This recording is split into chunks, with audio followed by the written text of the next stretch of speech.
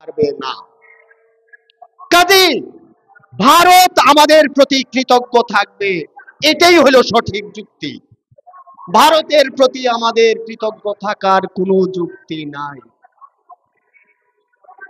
আমরা বর্তমানে তাদের সেভেন সিস্টার্সকে কোনোভাবে অস্থিতিশীল করতে চায় না।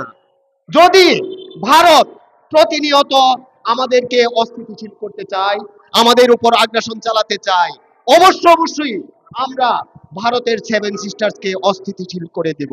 আমরা পশ্চিমবঙ্গ দাবি করব, আমরা উড়িষ্যা দাবি করব, আমরা বিহার দাবি করব, আমরা ঝাড়খণ্ড দাবি করব, সেভেন সিস্টার্সের ত্রিপুরা দাবি করব, আসাম দাবি করব, মণিপুর দাবি করব।